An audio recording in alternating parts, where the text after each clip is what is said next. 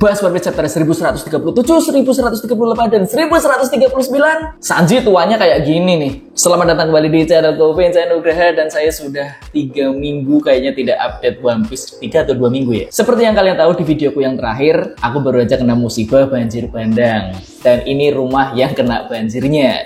Dan juga sekolah tempat aku ngajar yang biasanya tempatnya juga aku biasa buat konten juga kebanjiran. Dan masih belum bisa bersih. Ini pun rumah udah untung banget nih, udah bisa lumayan bersih. Karenanya aku mohon maaf kalau misalnya di kualitas video kali ini dari settingnya, editingnya aku bener-bener ngebut banget dan tidak seperti kualitas biasanya. Karena di sini aku juga lanjut bersih-bersih nih. Dan buat teman-teman yang selalu komentar, request, Bang bahas chapter ada yang bagus nih, Bang bahas ini, Bang bahas itu, aku tungguin Bang. Aduh ya Allah, saya terharu banget, terima kasih. Dan ini saya kasih 3 chapter sekaligus. Jadi mungkin videonya agak panjang. Kalau kalian menonton video ini sampai selesai, saya amat sangat berterima kasih. Kita mulai dari cover story-nya terlebih dahulu. Ziarah kuil Yamatoshi anak Oni volume 23 menyusup ke markas yang mencurigakan. Di sini kita melihat Yamato sama Utama lagi ngintip nih ke kastil yang mencurigakan ini. Yang mana di dalamnya ada 3 orang sisa-sisa bajak lautnya Kaido.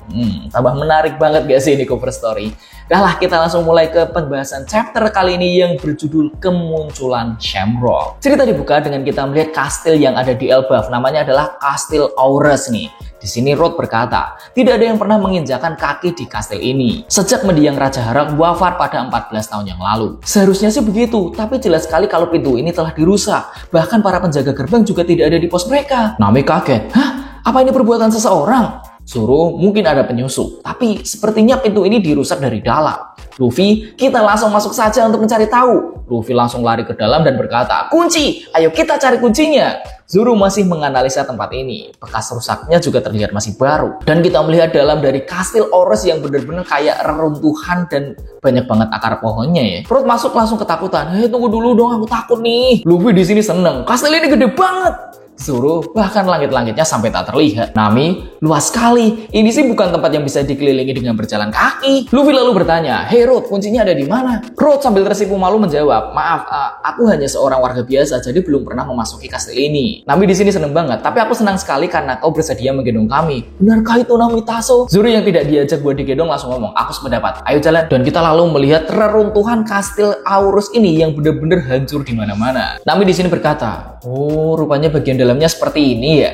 Kastil ini membuatku merasa takjub juga takut di saat yang bersamaan. Zoro, sepertinya ada banyak perusahaan di sana sini. Apa semua ini juga ulah penyusup? Road lalu menjawab, kurasa bukan. Raja Harald kehilangan nyawanya dalam pertarungan sengit melawan Loki. Jadi pasti semua ini adalah bekas dari pertarungan pada saat itu. Zoro di sini kagum, kekuatan penghancur yang luar biasa. Road lalu melanjutkan, Loki memang memiliki kekuatan bagai monster, tapi Raja Harald juga dikenal sebagai prajurit agung. Tak heran jika kastil ini rusak parah karena pertarungan mereka. Luffy di sini kaget. Wah, gede banget. Nami ketakutan. Apa-apaan ini, aku takut. Dan kita melihat sebuah ruangan yang berisi tengkorak dari para raksasa yang sudah mati. Tempat ini penuh dengan tulang belulang raksasa. Road di sini menjawab, ini bukan hal yang aneh. Dulunya memang ada banyak prajurit yang ditempatkan di sini. Pada hari itu, lebih dari 100 orang prajurit dibunuh oleh Loki. Satu-satunya yang masih bertahan hidup dari pertarungan itu adalah Tuan Jarul dan Loki sendiri. Semua hal yang terjadi di sini begitu mengerikan. Karena itulah sejak hari itu, kastil ini dilarang untuk dimasuki oleh siapapun. Selain itu, tempat seperti ini pasti banyak penunggunya. Buset, penakut banget ternyata ya. Dan di sini Luffy langsung berkata, semuanya coba lihat ini, tengkorak ini gede banget deh. Bahkan ada tanduknya juga. Jangan-jangan dia ini temannya Ors. Bener juga ya, ini tengkorak tapi ada tanduknya, bukan helm. Tapi di tengkoraknya ada tanduknya. Road lalu menjawab, tulang-tulang yang besar ini adalah milik para prajurit yang mewarisi darah bangsa raksasa kuno. Meski saat ini masih ada orang-orang yang mewarisi darah mereka, namun sudah tidak ada lagi keturunan yang memiliki darah murni. Raja Harald sendiri pun memiliki tubuh yang besar dan kuat seperti itu. Coba kalian lihat ke atas, sudah lama aku tidak melihatnya. Itu adalah lukisan potret dari Raja Harald. Itulah potret seorang pria yang dikenal sebagai raja terbaik sepanjang sejarah Elbaf. Raja yang mencintai perdamaian dan bercita-cita untuk menjadi jembatan bagi Elbaf serta negara-negara di seluruh dunia. Dan akhirnya kita melihat wajah asli dari Raja Harald. Cuman mereka semua di sini bingung, luka yang ada di kepalanya itu dijawab sama Road. Itu adalah bekas luka saat beliau mencabut tanduk miliknya. yang merupakan simbol bagi bangsa raksasa kuno. Beliau melakukannya karena beranggapan bahwa bangsa raksasa kuno hanya akan membangkitkan kenangan pada masa peperangan. Luffy kaget, jadi dulu dia punya tanduk. Zoro malah semakin kagum, tekad yang luar biasa. Road lalu melanjutkan, kematian beliau memang membuat banyak orang berputus asa. Namun orang yang merasa paling bersedih hingga dia mendendam pada Loki adalah putra Raja Harald yang seorang lagi, yaitu Hajrudin. Luffy kaget sama Nami, hah? Jadi begitu ya? Maksudmu Hajrudin dan Loki bersaudara? Road lalu berkata, mereka adalah saudara dari ibu yang berbeda. Hajrudin lahir dari rahim wanita lain sebelum Raja menikah dengan permaisuri. Tapi Elbaf tidak mengizinkan ibu Hajrudin menjadi permaisuri. Nami bingung, kenapa? Dijawab sama Road, karena beliau adalah raksasa yang lahir di negara lain. Zoro tambah bingung lagi, bukankah seharusnya tidak masalah? Keduanya kan sesama bangsa raksasa. Road lalu bingung, sesama bangsa raksasa? Sesama bangsa raksasa? Bangsa manusia seperti kalian juga ada yang saling menjajah negara satu sama lain kan? Zoro bingung menjawabnya. Iya sih. Road melanjutkan, lagi pula pernikahan dengan bangsa raksasa dari negara lain akan mengotori darah murni Elbaf. Nami lalu protes, terkadang kau ini rasis juga ya, termasuk pada manusia. Tapi bagiku kau ini berbeda Nami Taso. Nami tambah jengkel, kata-katamu gak akan membuatku senang, dasar sampah. Zoro lalu bertanya, kalau begitu kenapa kau malah menjadi kru Hajrudin yang menurutmu berdarah kotor itu? Di sini Road lalu menjelaskan kalau ternyata Road itu dulu dibully waktu kecil. Dan Hajrudin adalah salah satu orang yang malah mendukung Hajrudin. Di sini kita lihat Road itu sedang dibully dan tiba-tiba Hajrudin menghampirinya dan berkata, wah keren, rupanya kau bisa menggambar peta laut ya. Ajari aku caranya dong. Jadilah temanku, mau nggak? Road di sini senang dan kaget. Hah, teman? Road di sini lalu melanjutkan, dia adalah pria yang berpandangan lurus, jauh berbeda denganku. Padahal ayahnya adalah seorang raja, tapi dia tidak tinggal di kastil. Ibunya pun selalu ditindas akibat statusnya sebagai orang asing. Tapi dia selalu bersabar menghadapi semua itu, bahkan dia bercita-cita untuk menyatukan semua bangsa raksasa di seluruh dunia. Jadi kayak Naruto ya. Dan di sini kita melihat Hajrudin dan yang lainnya sedang berpesta. Aku akan menjadi raja dari semua bangsa raksasa di dunia. Wah, kok pasti bisa Hajrudin? Dan Road di sini berkata, dan aku ingin membuat cita-citanya terwujud. Zoro di sini agak kesel. Ternyata kau ini lebih mirip dengan kami dari yang aku kira. Dasar membosankan. Nami di sini malah ketawa. Dan di sini kita melihat Luffy yang berteriak dari kejauhan. Hei semuanya, cepat ke sini, ada raksasa yang pingsan. Mereka semua di sini langsung kaget. Tiba-tiba kita dibawa ke Elbaf di Niflheim, di lantai paling bawah tempatnya Loki. Di sini terdengar Loki seperti dipukul dan ada orang yang bertanya, "Apa sekarang kau sudah paham?" Dan ternyata Loki di sini sudah babak belur. Dia lalu berkata, "Sudah kubilang, aku ini sedang terikat di sini tahu." Dan kembarannya Shang sini berkata, "Sekalipun tidak sedang terikat, kau pasti akan tetap mengatakan hal yang sama. Dasar kaum rendahan." Dan di sini kita melihat Gunko yang kakinya itu menjadi panjang banget nih sepatunya ya. Gunko di sini berkata, "Padahal peluang untuk menjadi dewa adalah hal yang mustahil didapatkan oleh kaum sepertimu. Seharusnya kau bersyukur karena kami sudah bersedia memberikanmu peluang tersebut." Dari kaki Gunko muncul perban warna hitam dengan anak panah yang langsung melesat, tetapi warnanya tiba-tiba berubah menjadi putih. Dan panah ini berbelok di depan Loki dan ada anak panah yang datang dari bawah. Loki kesel banget, sial lagi. Loki di sini lalu berkata, "Setelah menambah kecepatan, kau akan menendang pipi kananku." Lalu saat wajahku sedang menghadap ke samping, kau akan meninju daguku ke atas. Terima kasih untuk peringatannya. Lalu membungkus tangannya dengan anak panah hitam itu. Dia lalu berkata, "Anak panah itu menunjukkan jalur masa depanku yang telah pasti. Itu adalah pernyataan dari aksi kekerasan yang tidak terelakkan. Namun aku masih bisa menghentikannya." Jadi kayak semi melihat masa depan gitu gak sih? Apa dia yang mengarahkan masa depan itu ya? Dan Gunko bertanya, "Karena itu biar ku tanya sekali lagi padamu Loki, bersediakah kau bergabung dengan Kesatria Dewa?" Loki tidak menjawab dan tiba-tiba berteriak, "Gak bakalan, dasar tolol!" Gunko langsung menarik kakinya ke belakang dan dia menendang Loki tepat seperti arah anak panah yang tadi. Dia lalu berputar dan ancang-ancang menggunakan tangan kirinya yang dia gunakan untuk menghantam dagu Loki dengan sangat keras. Loki di sini hanya terdiam dan tidak bisa apa-apa. Sedangkan hewan buas raksasa lainnya hanya bisa marah tapi tidak bisa berbuat apa-apa. Loki di sini lalu tersadar. "Sial, awas saja kalian." Tiba-tiba anak panah Gunko itu datang lagi melesat ke arah Loki. Dan ini jumlahnya banyak banget. Loki mulai protes. "Hentikan, sudah cukup." Gunko lalu berkata, "Kalau begitu apa kau bersedia bergabung dengan kami?" Tapi Loki malah, "Bah." dan dia diserang habis-habisan sama Gunko. Kembarannya Shanks di sini hanya diam sambil duduk, dan Gunko di sini mulai kelelahan. Kembarannya Shanks ini lalu berkata, "Sudah cukup Gunko. Perubahan rencana, kita akan menghubungi Mary Joa." Dan di sini kita melihat wujud dari kembarannya Shanks yang benar-benar mirip Shanks, tapi dengan rambut yang lebih panjang, dengan baju yang benar-benar mirip seperti bangsawan. Dan di sini dia diperkenalkan sebagai komandan kesatria dewa bangsawan dunia, Vigarland Shamrock, putra dari salah seorang anggota Gorosei, Sen Carly. Dan temannya si cewek ini kesatria dewa Gunko, pemilik kekuatan buah aro-aro atau manusia anak panah. Aro-aro itu dari arrow, bahasa Inggris kali ya. Shamrock di sini lalu berkata, "Dasar, memang sulit sekali menemukan orang yang kompeten. Padahal sebenarnya aku ingin melakukannya dengan cara yang lebih cerdas." Gunko menjawab, "Aku setuju. Sepertinya dia tetap tidak akan tunduk sekalipun dibunuh.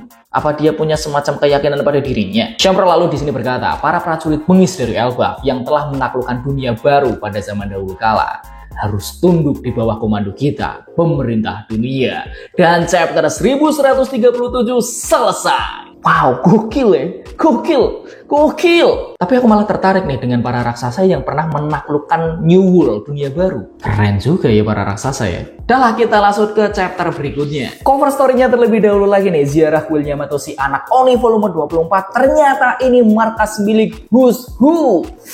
Tepat seperti dugaanku di pembahasan chapter 1136 nih. Bener-bener ini adalah miliknya Who's Who yang masih hidup. Dan di sini kita lihat Who's Who masih memperbudak warga Wano ya.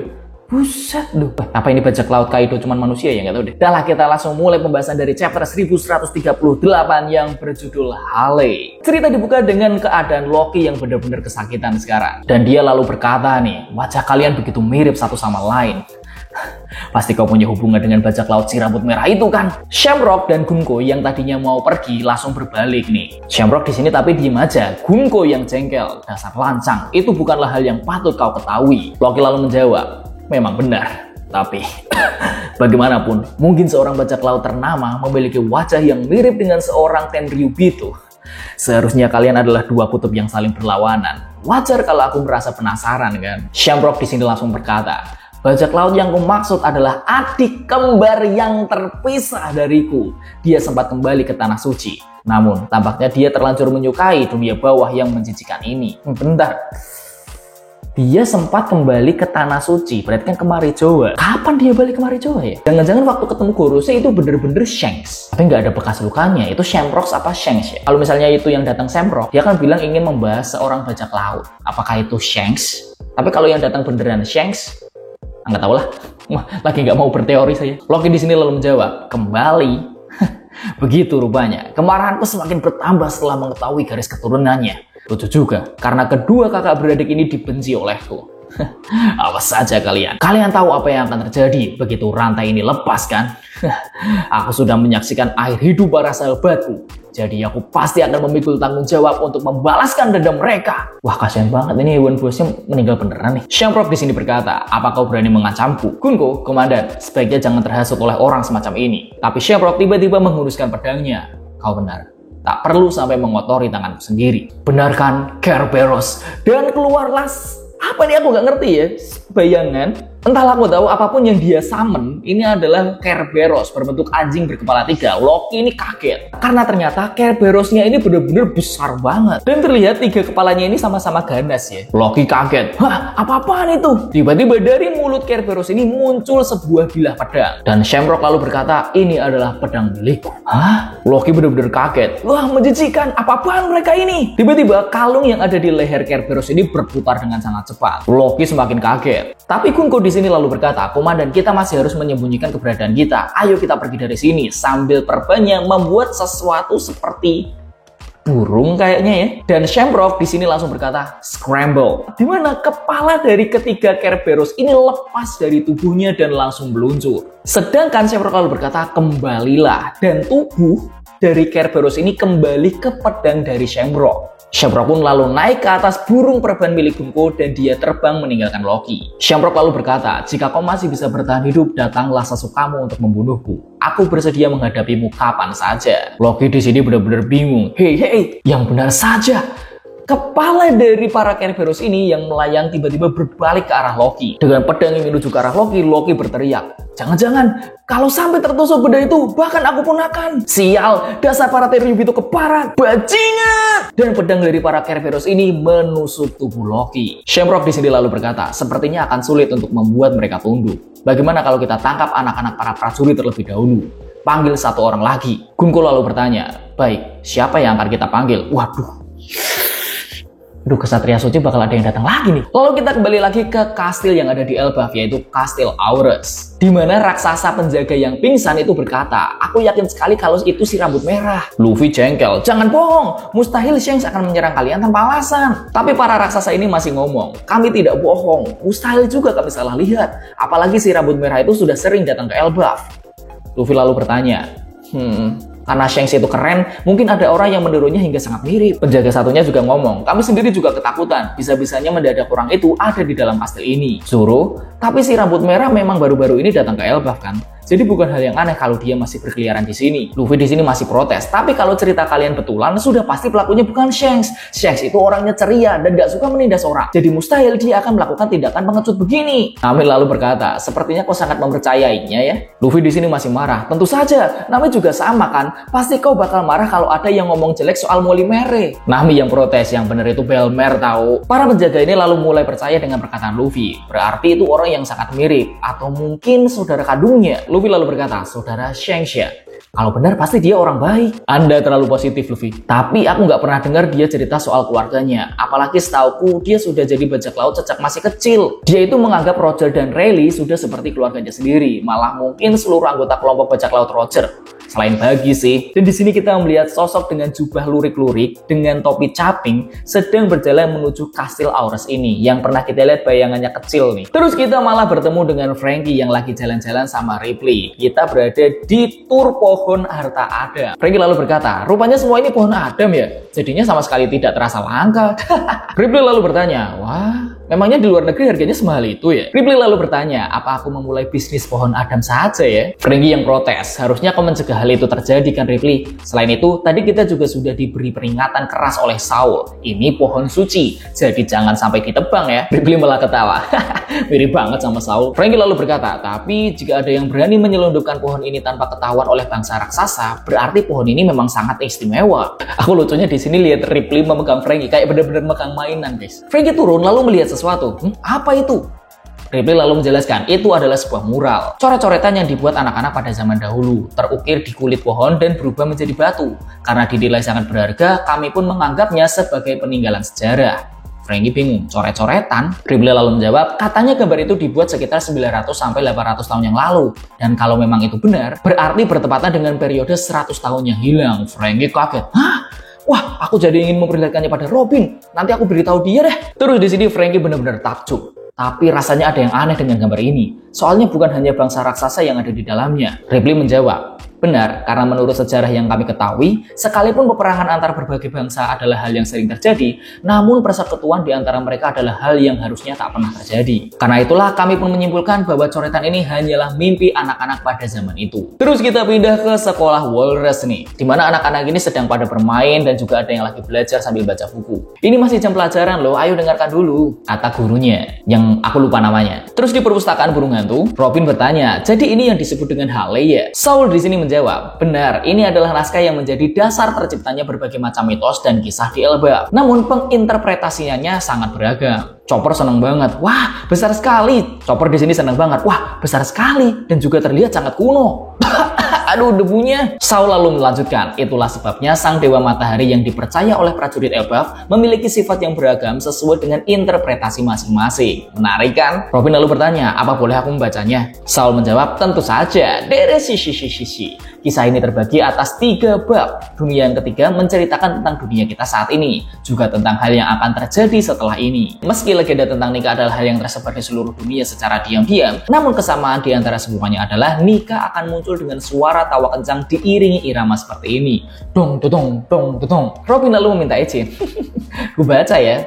Dunia pertama, di dalam bumi terdapat api membara dan umat manusia, dan kita melihat mural yang dilihat Franky, dan kisah yang dibaca oleh Robin. Dan ini sumpah mural yang benar-benar bagus banget. Di sini aku tidak ingin menjelaskan secara detail karena ini gambar yang benar-benar menarik banget guys. Aku akan membuat pembahasan tentang video kali ini terpisah aja deh. Teori, aku lebih pengen ke alur ceritanya dulu aja di video kali ini.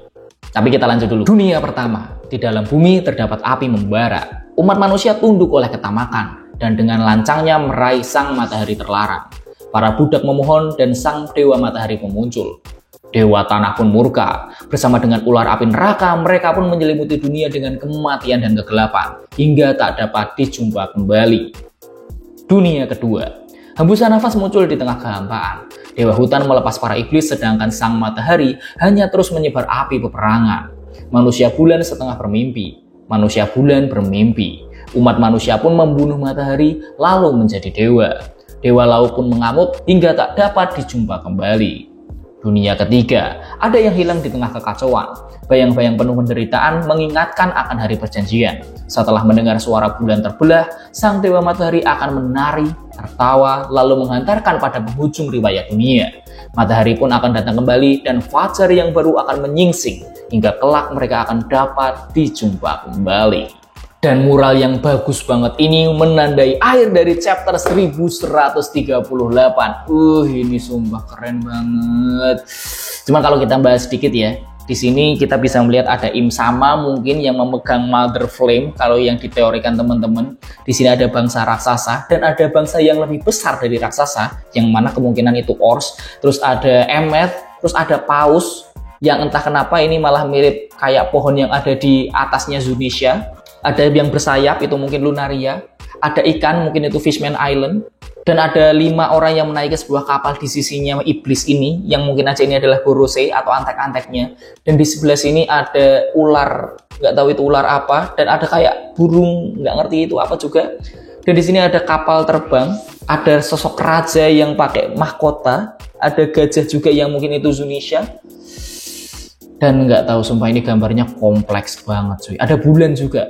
Itu kapal Maxim punya si Eno nggak ya? Nggak tahu deh.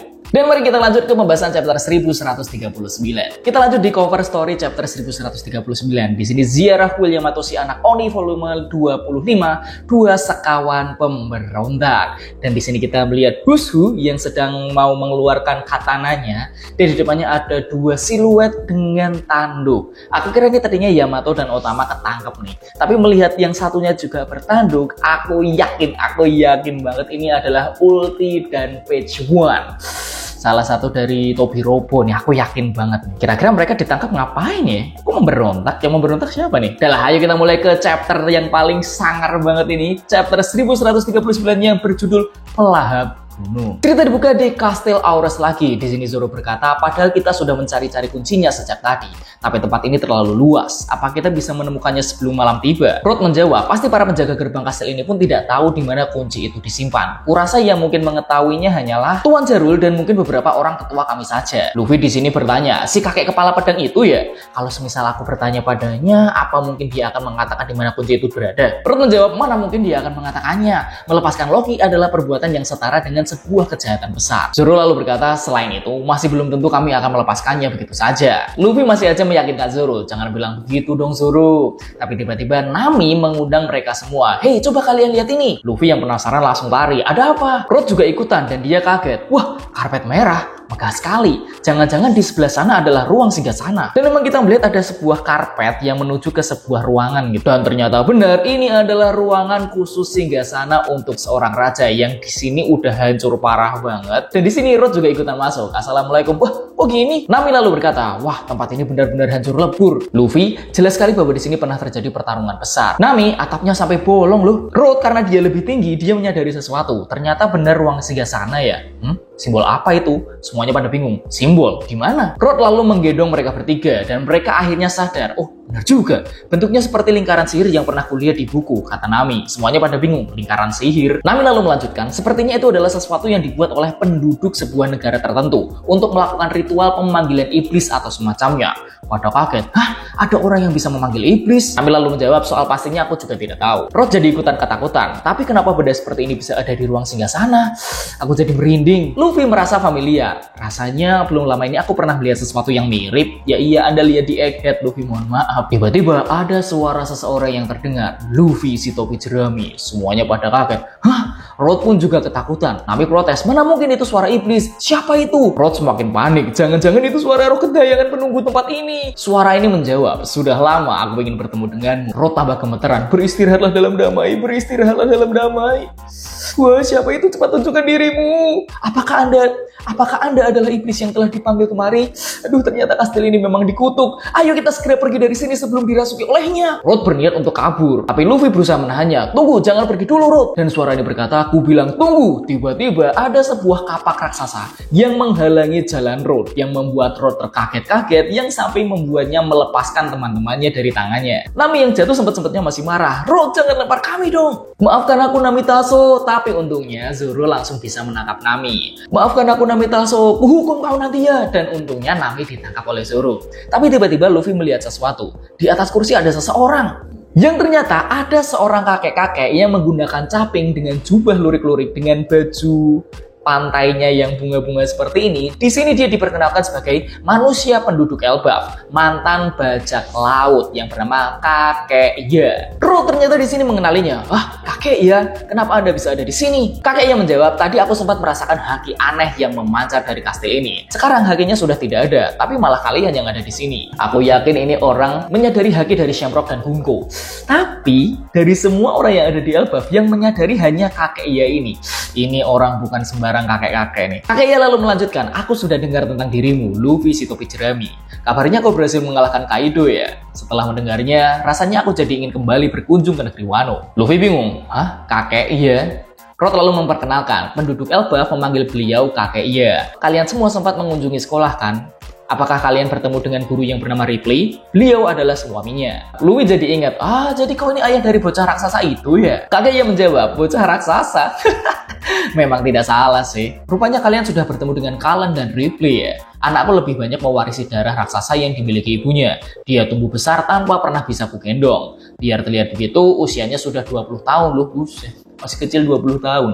Sedangkan usia Ripley adalah 80 tahun. Dia bahkan lebih tua dariku. Menikah dengan raksasa itu lebih banyak ruginya. Hanya aku saja yang terus bertambah tua, sedangkan dia tidak. Nami bingung, begitu ya. Tapi tak kusangka ada manusia yang menikah dengan raksasa sepertimu. Tiba-tiba Kakek Ya itu melompat dan mendarat di depan mereka semua sambil berkata, cinta itu bebas. Lagi pula sepanjang sejarah dunia ini, ada banyak sekali Tiba-tiba Kakek Ya itu melompat dan mendarat di depan mereka semua sambil berkata, cinta itu bebas. Lagi pula sepanjang sejarah dunia ini ada banyak sekali bangsa berdarah campuran. Bakanir, Dosundanda, manusia tubuh panjang, Wotan, bangsa berdarah campuran memang selalu kesulitan bertahan hidup di dunia ini. Tapi di setiap zaman pasti selalu ada seseorang yang berpemikiran bebas. Zoro lalu bertanya, sepertinya kau tahu banyak hal ya, siapa kau sebenarnya? Sambil melakukan pose kabuki,